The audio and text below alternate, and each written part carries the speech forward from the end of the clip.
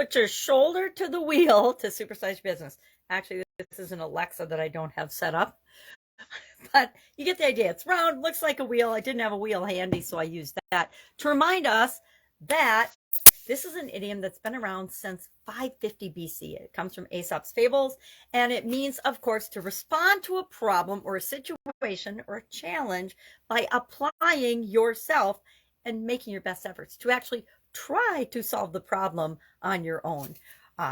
This is a tale from Aesop's fables, a tale about Hercules, and somebody gets their wagon stuck in the mud, and they want Hercules, of course, to just help them push it out and get out of the mud. Well, Hercules berates the person for not even trying to get out of the situation themselves.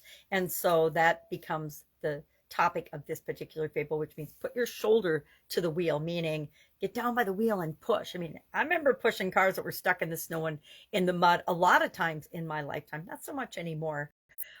Leave it to the younger people, usually my kids, and probably in a decade or so, my grandchildren.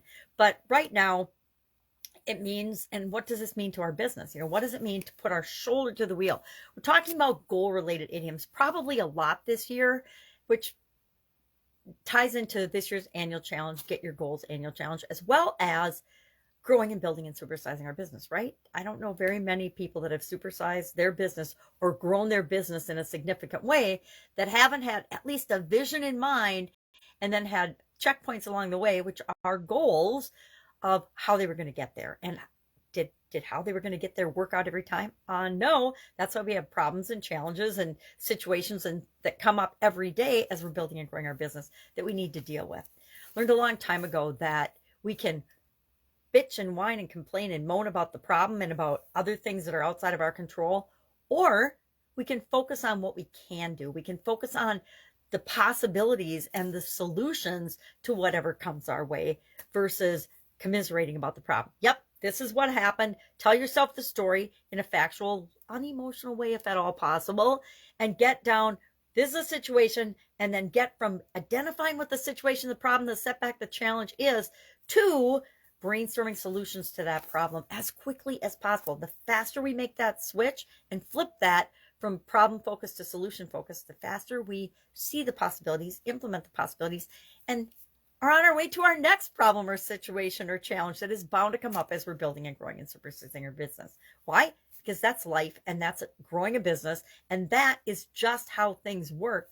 Because a lot of times I think the universe is just throwing things at us to test us, to see if we're really serious or not, to see if we're really committed to creating what we want to see in the world, creating the business that we want to see in the world. So problem solving, I say be the example. This one reminds me to be the example of focusing on the solutions, not on the problem, as well as being willing to ask for help. Now there's a balancing act. Some of us have a really hard time asking for help. Others ask without ever doing anything themselves. Nothing is more frustrating than having somebody ask you a question. Okay, here's an example. Social media example. Somebody says, what do you do for a living?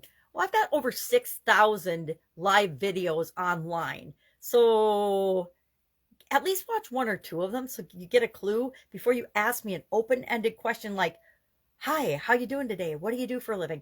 Super lazy way of approaching getting to know people or networking, etc., at least in my opinion. So do a little research, do a little homework. Almost everybody can Google. Even I, legally blind, can ask my phone and ask Google via voice technology nowadays a question. And that's the minimum before you expect someone else to solve your problems for you. Most of us, and probably preaching to the choir, because this is not a group of people that expect other people to solve their problems for them. But I guarantee you're working with some people, or you're related to some people that do think that the world owes them a living and that they should be entitled to everything they want without having to work for it. Those people really frustrate me. Don't know about you. Anyway, that is our idiom for today. Put your shoulder to the wheel. Curious if you've ever heard or used this idiom. I can guarantee I've said put your back into it, put some muscle into it, etc. But I don't know that I've ever said put your shoulder to the wheel when describing anything, with the exception, of course, of this idiom share. All right, have an awesome day. I will, of course, be with you tomorrow with another interesting idiom. What does it mean? Where does it come from? And how might you think about or apply it to building and growing and supersizing your business? Any questions? Ask. You're welcome to ask me questions, especially about idioms and things or business online and off. But again, don't ask me something that if you would have Googled it, you would have gotten probably a better answer than I can give you. Nowadays with AI and Chat GPT, ask the programmed artificial intelligence and see what you get. Chances are you might get a better answer than from me if you haven't done any looking into it yourself. All right, have an awesome day. I'll, of course, be with you tomorrow.